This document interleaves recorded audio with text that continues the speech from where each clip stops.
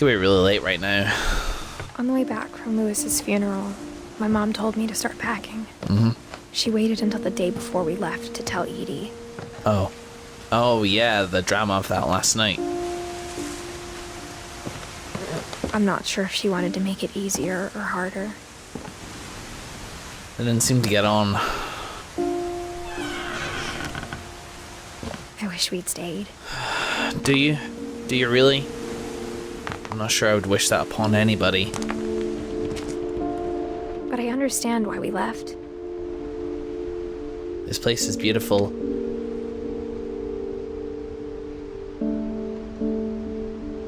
But it's far too haunted.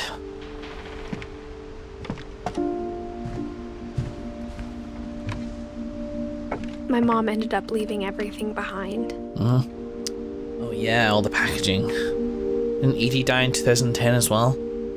Maybe she couldn't take it.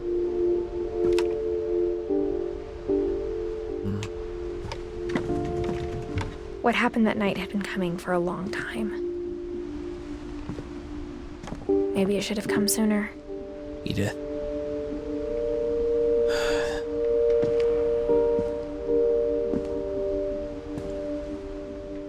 But it had to end one way or another.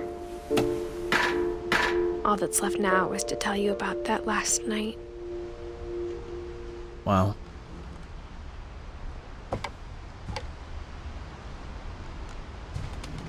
Am I crawling? I think I'm crawling. Edith. Me. What's my story?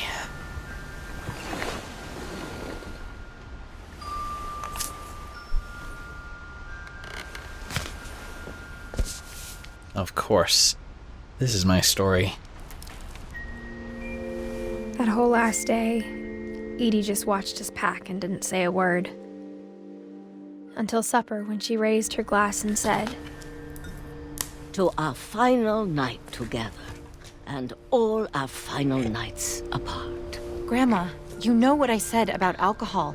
Some of your medications are very Edith, specific. I left a present for you in the hallway. Why don't you go open it? The grown-ups have to argue now. I'm sorry, you're right. We're all leaving tomorrow. Let's just enjoy our last... I'm not leaving. Edith, you're excused.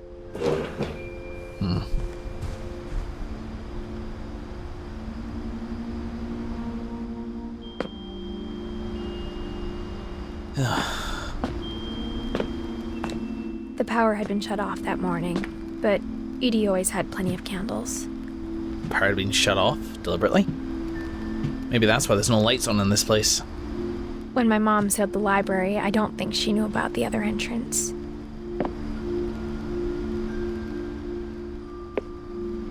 The other entrance. Or that Edie had a key to it. She left it open. For me. Every family member was buried in here. Every story.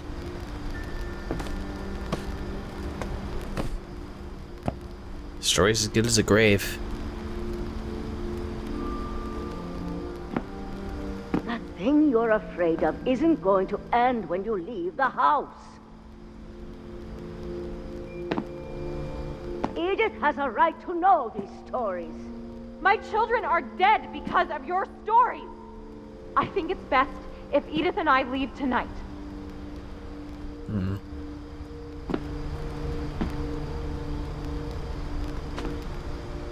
We'll have the nursing home send a van for you in the morning, okay?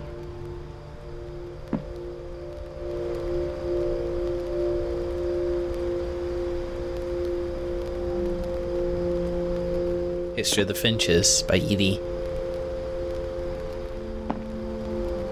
There's a bed back here.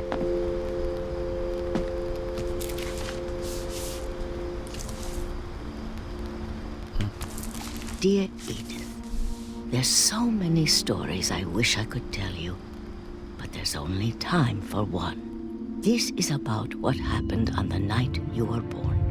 Huh? That night, the tide went way, way out. Oh. It was the first and last time I ever saw the old house aground. I mean, look down at myself. I'm Edie. I'm Edie. I'm her.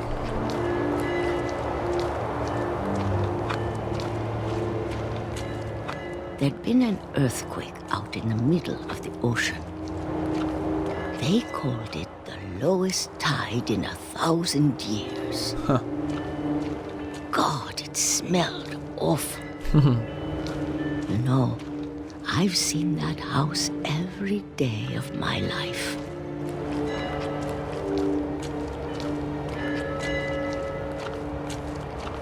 But I never thought I'd go back to it. Am I expecting to find here?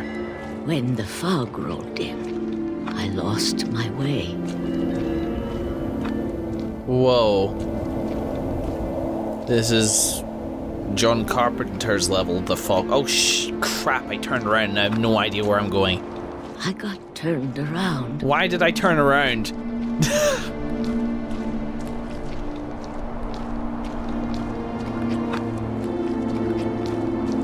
See, this is where my foghorn impression would come in really handy. For a while, I wandered. Imagine that. But, like, louder. I started seeing things. Oh, hello.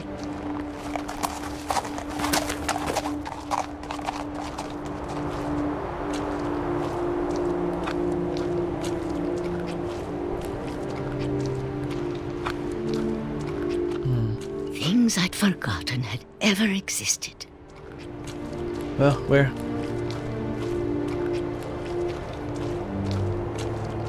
But when I saw them, they felt like old friends. Is this a bed?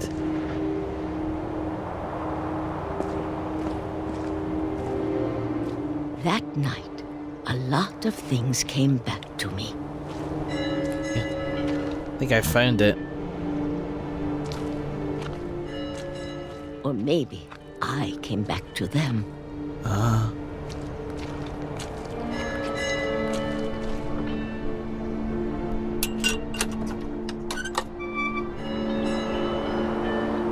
Things I can't explain, but that I need you to try and... Edith, what are you doing in here? Oh. It's mine. Edith! Mom, you're gonna rip it. Let go. Come on. I Ah. didn't scream, but Mom dragged me to the car.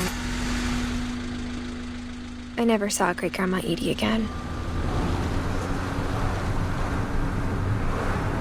The next morning, the van came to pick her up, but she was already gone. After that, we moved around a lot.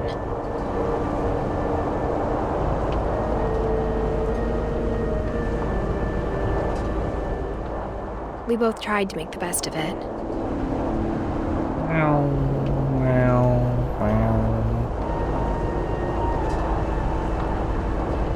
A few years went by.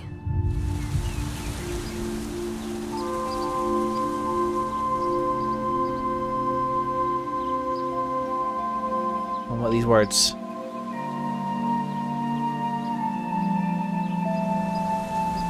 My mom didn't like to talk about it. But she started getting sick a lot. The rest happened pretty quickly.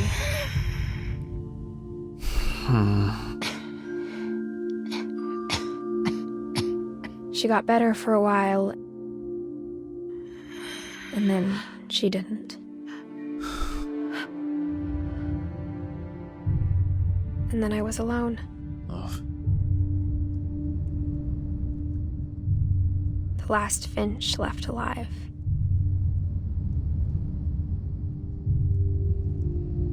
Until I found out about you.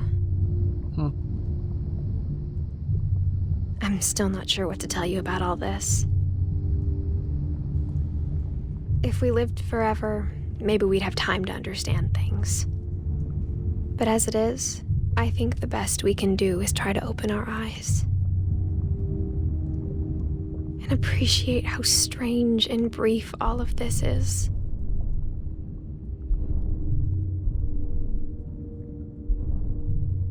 This journal was supposed to be for you.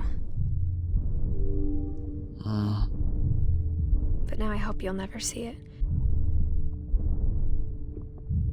I just want to meet you.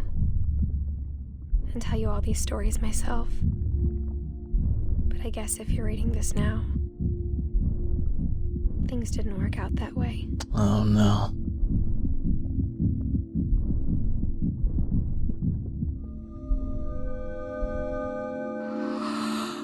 This is where your story begins. I'm sorry I won't be there to see it. It's a lot to ask, but I don't want you to be sad that I'm gone. I want you to be amazed that any of us ever had a chance to be here at all. Good luck.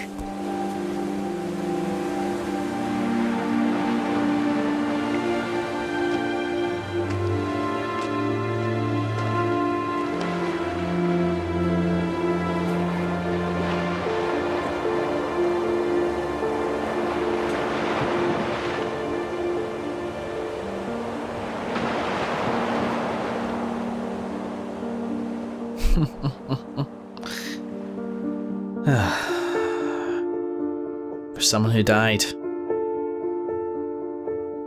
Yeah, that makes sense. Alright guys, credits for you. I'll be back at the end. Talk just a little bit more.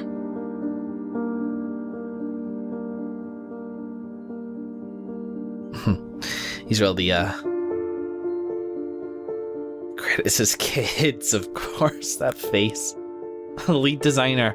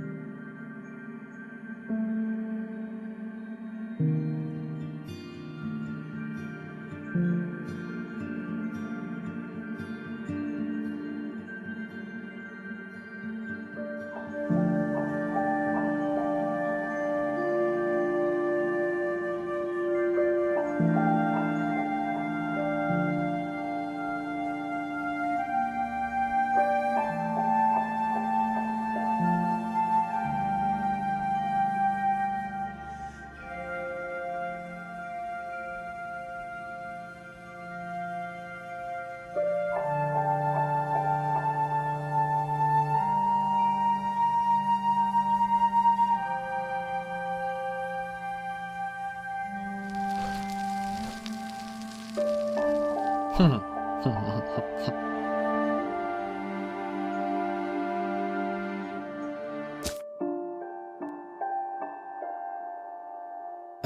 replay a story so you can go back and view any of them. Okay.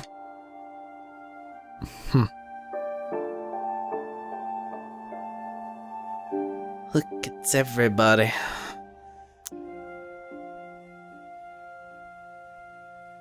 There's Edie, the ones we haven't seen. Edie and I think Dawn was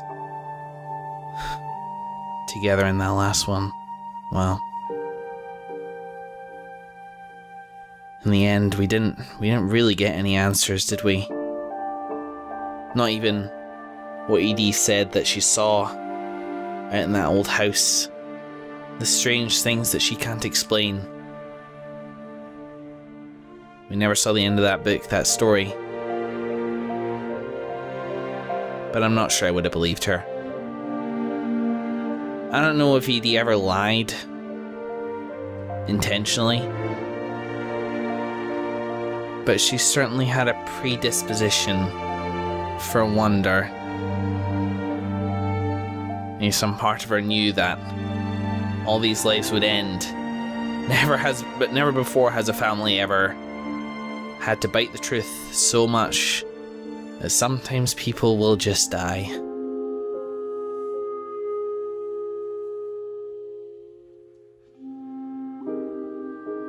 And so everybody in it lived their life to a certain extent. Walter, for example, shut himself away, chose not to live instead of facing that possibility of death. Odin, people like Odin and Dawn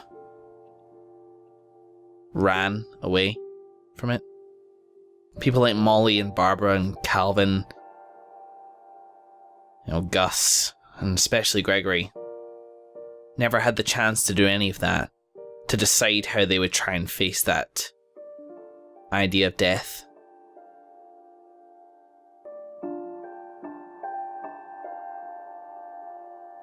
And some, like Edie, chose instead to attribute their deaths to something less chaotic than just mere chance. And maybe there was something, who knows? We didn't get an answer to that. But she also chose to attribute their lives with such wonder, and their deaths with such wonder, making their deaths either beautiful or ironic, or in some way fitting. Milton, who painted himself out of existence. Calvin, who finally flew.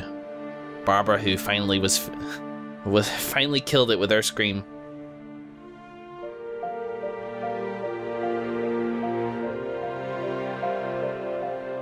I noticed that we didn't. It was just like the Descendants as well. Sanjay, Kay, Sven. We didn't see their ends, but they did. They came to their own ends one way or another.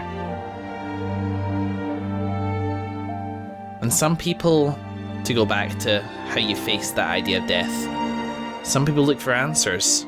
Now, some people find that in religion. Dawn maybe was somebody who did that. You look to religion and say, maybe that this life we're in is a test, or that it's not all there is. I have a personal way of looking at death in a not necessarily religious context, but in a spiritual context, which helps me deal with the idea of death being an end or the end. Won't go into my personal beliefs right now, but what I believe gives me a certain level of hope. Which is pragmatic as well, I recognise that. I recognise that you can choose to believe something and acknowledge that you probably do believe in that thing. At least partially, because you find it comforting. It's all practicality. But that's kind of a separate point. Edith went searching for answers. Not in religion, but just in the stories that she was denied.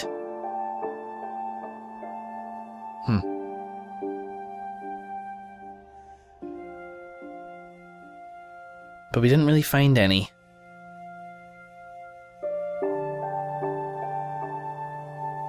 there's two possibilities. Maybe something was happening. If it did, it doesn't really matter a jot to the people who die, does it? Once you're dead, you're dead. It's hopefully a very brief time in your life that you die. So yes, you should be amazed at the fact that you were alive at all.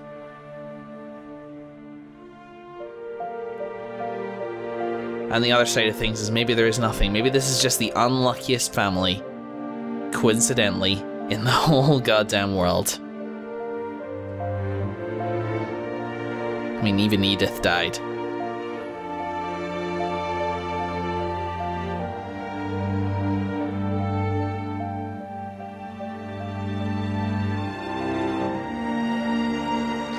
People find comfort in that idea.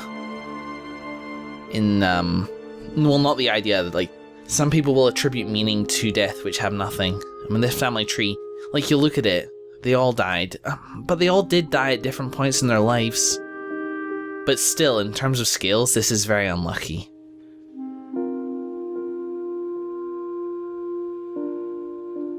And some people find comfort in searching for meaning behind that, but sometimes there just isn't one. Sometimes stuff just happens. Which is why it's important to appreciate, to be amazed at the idea of being alive at all.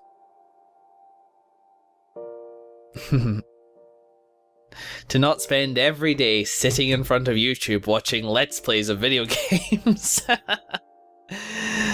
Ladies and gentlemen, that was my Let's Play of What Remains of Edith Finch. What Remains of Edith Finch is, are these stories and of the kid. Whoever that was and whatever he will be. It was amazing. It really was, yeah. Not massive gameplay to it. It was absolutely a storybook. It was an interactive story experience, which was kind of nice to sort of relax with and just get enveloped in. I'm almost hesitant to talk about the controls and like the way the game's designed and everything, but because even now at the end screen, I'm hesitant to break the wonder of the story itself. But I'm interested in it, and I'll talk about it anyway. So, I mean, how you play this game, in case you're curious, use the triggers and use the analog sticks. Usually analog sticks, you're moving your right analog sticks, your right arm, left analog sticks, your left arm, left trigger, right trigger, doing different things. Oh, I just that's how you replay the stories. There's Edie's in the fog. Yeah, I don't think I could have gone. I mean, I'm tempted to play like again, and maybe I will, to see if I can get any more out of their stories, but I don't think so. I think we've seen the whole thing. But yeah, at the start you're just walking, you know, you're opening doors and interacting with stuff, you're hearing the narration. It's all constructed very serenely with sort of these muted colours and environments that just take your breath away, really. It looks so lived in. They're supremely well crafted to make them feel like a home, but also to make them feel really empty. And to make you feel isolated. You have these gorgeous sweeping hills around you, but it almost feels like you've died already, and this is like your ascension into heaven. Yeah, I mean, even with the even with Edith sort of like resting in her old bed at the top being like the final step.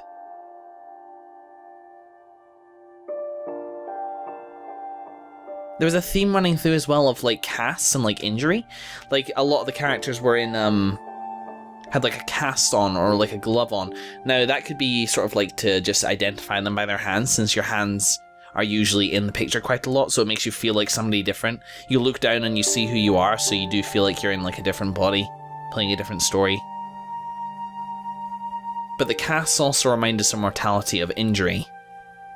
That we are not infallible beings. We get hurt. Sometimes we get hurt a lot. And as for the way that the controls felt, it was very gentle for the most part. Very few sudden movements, except when the game sort of needed them for emphasis, or, you know, extreme movements. And as a result of that, like when the extreme stuff happened, for instance, swing around the swing in Calvin's death, Calvin's story, Like, you felt really, the way the sound built up in the narration, and it felt really thrilling to be doing that loop-de-loop.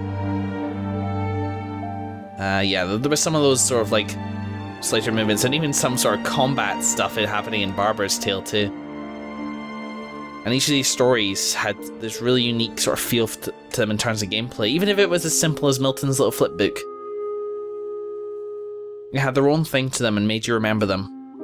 Not just for what they told, but none of these stories will fade into memory now because they each played a different way.